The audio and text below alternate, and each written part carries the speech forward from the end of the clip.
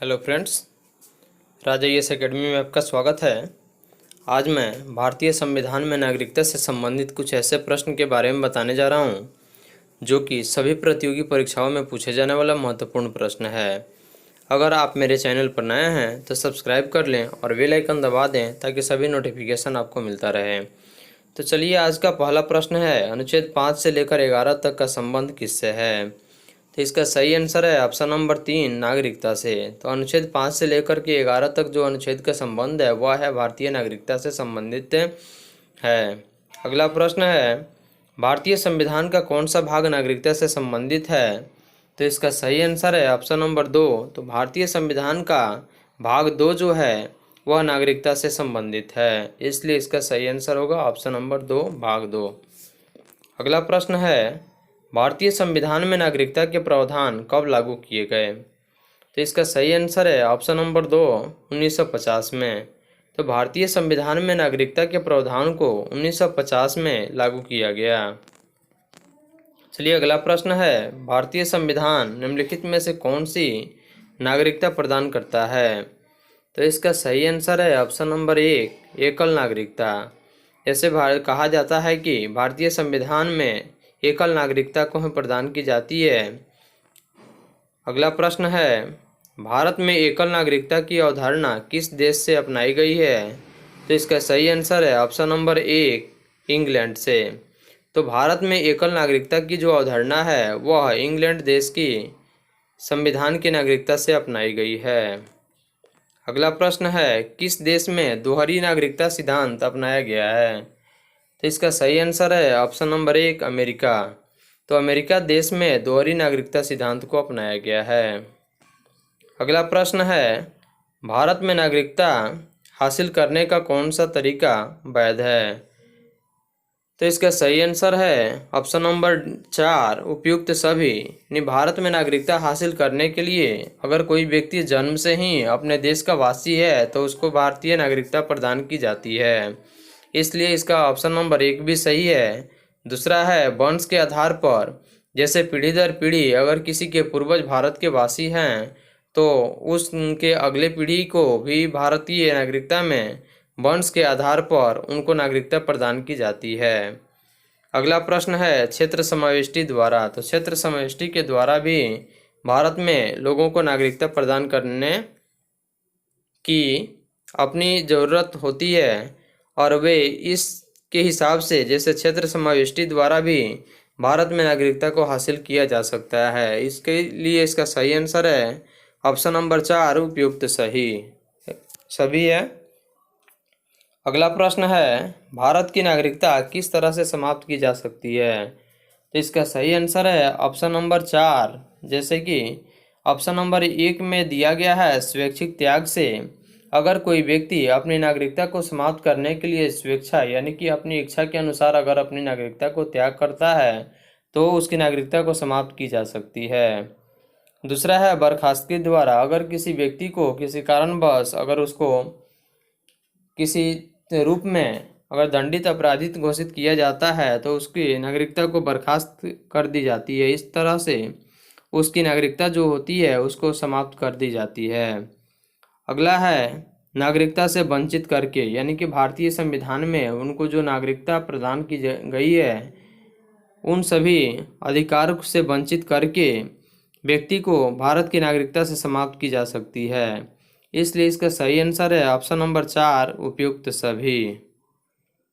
अगला प्रश्न है, भारतीय नागरिकता से संबंधित विषयों को लेकर भारत सरकार का कौन सा मंत्रालय उत्तरदायी है?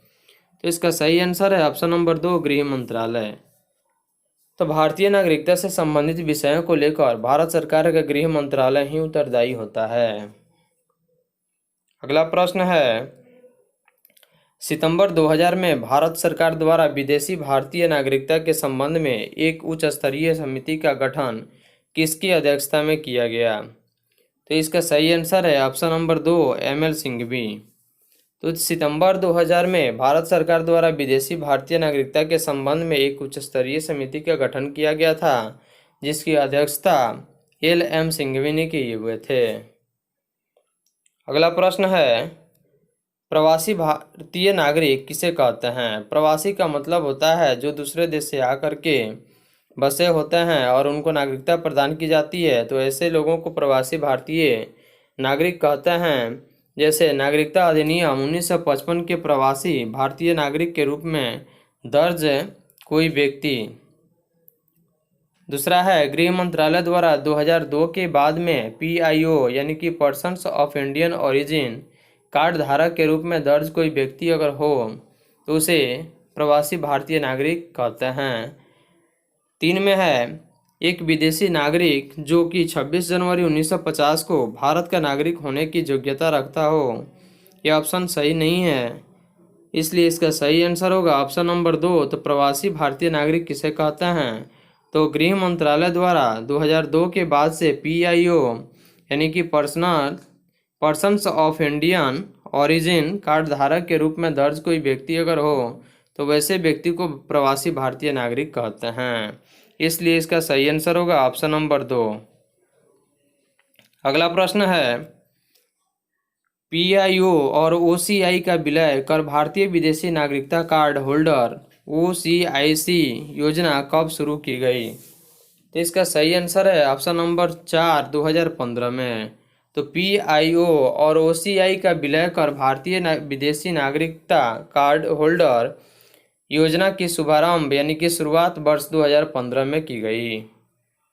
अगला प्रश्न है नागरिकता प्राप्त करने के लिए शर्तें निर्धारित करने वाला सक्षम निकाय कौन सा है? तो इसका सही आंसर है ऑप्शन नंबर 2 संसद। यानी कि नागरिकता प्राप्त करने के लिए शर्तें निर्धारित करने वाला सक्षम निकाय जो होता है वह संसद होता है, क्योंकि कानून बनाने का अधिकार संसद को ही दिया गया है। इसलिए नागरिकता प्राप्त करने के लिए शर्तें जो निर्धारित करने वाला होता है और निर्धारित करने में जो सक्षम निकाय होता है वह संसद होता है। अगला प्रश्न है नागरिक बनने की निम्नलिखित शर्तों में एक आवश्यक शर्त क्या है? तो नागरिक के बनने की निम्नलिखित शर्तों में एक आवश्यक जो शर्त है वह है आपका राज्य की सदस्यता। अगर किसी की व्यक्ति के पास अगर राज्य की सदस्यता होने का अधिकार अगर हो तो वह व्यक्ति नागरिक बनने के लिए शर्तों में आवश्यक शर्त माना जाता है।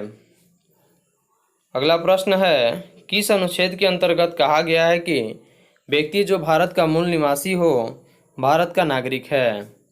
इसका सही आंसर है ऑप्शन नंबर 1 अनुच्छेद 5। तो अनुच्छेद 5 में के अंतर्गत कहा गया है कि व्यक्ति जो भारत का मूल निवासी हो वही भारत का नागरिक होता है। अगला प्रश्न है पाकिस्तान से आकर भारत में नागरिकता प्राप्त करने संबंधी प्रावधान का वर्णन निम्नलिखित में से किस अनुच्छेद में वर्णित है? तो इसका सही आंसर है ऑप्शन नंबर 1 अनुच्छेद 6। तो पाकिस्तान से आकर भारत में नागरिकता प्राप्त करने से संबंधी प्रावधान का वर्णन अनुच्छेद 6 में वर्णित है, इसलिए इसका सही आंसर होगा ऑप्शन नंबर 1 अनुच्छेद 6।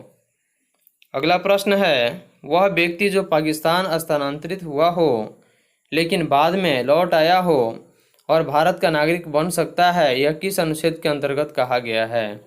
यदि कोई व्यक्ति पाकिस्तान स्थानांतरित हुआ हो यानी कि भारत का नागरिक हो और किसी कारणवश अगर पाकिस्तान में चला गया हो लेकिन बाद में वह पुनः फिर अपने देश में लौट आया हो तो भारत का नागरिक बन सकता है, यह अनुच्छेद 7 के अंतर्गत कहा गया है, इसलिए इसका सही आंसर है ऑप्शन नंबर 2 अनुच्छेद 7। अगला प्रश्न है भारतीय मूल के माता पिता या दादा दादी होने पर एक व्यक्ति को भारत की नागरिकता दी जा सकती है, यह किस अनुच्छेद में कहा गया है? तो भारतीय मूल के माता पिता हों या दादा दादी होने पर एक व्यक्ति को भारत की नागरिकता दी जा सकती है, तो यह संविधान के अनुच्छेद 8 में कहा गया है। तो अनुच्छेद 8 में कहा गया है कि अगर किसी भारतीय लोगों के अगर भारतीय मूल के माता पिता या दादा दादी हों तो उस व्यक्ति को भारत की नागरिकता दी जा सकती है, तो इसका सही आंसर है ऑप्शन नंबर 4 अनुच्छेद 8। अगला प्रश्न है कौन सा अनुच्छेद स्वैच्छिक आधार पर भारत की नागरिकता समाप्त करने का प्रावधान करता है? तो इसका सही आंसर हो जाएगा ऑप्शन नंबर 2 अनुच्छेद 9। तो अनुच्छेद 9 जो है वह स्वैच्छिक आधार पर यानी कि स्वैच्छिक मतलब कोई भी व्यक्ति अपनी इच्छा के अनुसार बिना किसी के दबाव पर वह भारत की नागरिकता समाप्त करने का प्रावधान करता है, तो यह संविधान के अनुच्छेद 9 में वर्णित है। अगला प्रश्न है, अनुच्छेद 10 भारतीय नागरिक की नागरिकता प्रमाणित करने का उत्तरदायित्व किसे सौंपता है? तो अनुच्छेद 10 जो है वह भारतीय नागरिक की नागरिकता प्रमाणित करने का उत्तरदायित्व जो सौंपता है वह संसद को सौंपता है, क्योंकि कानून बनाने का जो अधिकार है वह भारतीय संसद को है। इसलिए इसका सही आंसर हो जाएगा ऑप्शन नंबर 3 संसद। अगला प्रश्न है, किस अनुच्छेद के तहत संसद को नागरिकता के संबंध में कानून बनाने का अधिकार प्रदान किया गया है? तो किस अनुच्छेद के तहत संसद को नागरिकता के संबंध में कानून बनाने का अधिकार प्रदान किया गया है? तो इसका सही आंसर है ऑप्शन नंबर 4 अनुच्छेद 11। तो संविधान के अनुच्छेद 11 के तहत संसद को नागरिकता के संबंध में कानून बनाने का अधिकार प्रदान किया गया है, इसलिए इसका सही आंसर होगा ऑप्शन नंबर 4 अनुच्छेद 11। अगला प्रश्न है, संविधान द्वारा प्रदत्त नागरिकता के संबंध में संसद ने एक व्यापक नागरिकता अधिनियम कब लागू किया गया? तो इसका सही आंसर है ऑप्शन नंबर 3 1955 में। तो संविधान द्वारा प्रदत्त नागरिकता के संबंध में संसद ने एक व्यापक नागरिकता अधिनियम को लागू किया। वह वर्ष था, लागू होने वाला वर्ष जो था वह वर्ष था आपका 1955, इसलिए सही आंसर होगा ऑप्शन नंबर 3। अगला प्रश्न है, हाल ही में नागरिकता संशोधन कानून कब लागू किया गया? तो इसका सही आंसर है ऑप्शन नंबर 4 2019 में। तो वर्ष 2019 में नागरिकता संशोधन कानून को लागू किया गया। अगला प्रश्न है, कितने वर्षों तक बाहर रहने पर नागरिकता समाप्त हो जाती है? तो इसका सही आंसर है ऑप्शन नंबर 4 7 वर्ष। तो भारतीय मूल के निवासी जो हैं वे, या कहीं के भी निवासी अगर हो तो वे 7 वर्षों तक बाहर अगर रहते हैं तो उनकी नागरिकता को समाप्त कर दी जाती है। अगला प्रश्न है, निम्न में से कौन से अधिकार विदेशियों को प्राप्त है? तो इसका सही आंसर है ऑप्शन नंबर 4 अनुच्छेद 20। तो अनुच्छेद 20 जो कहता है कि विदेशियों को सभी प्रकार के अधिकार प्रदान की जाती है, इसलिए इसका सही आंसर हो जाएगा ऑप्शन नंबर 4 अनुच्छेद 20।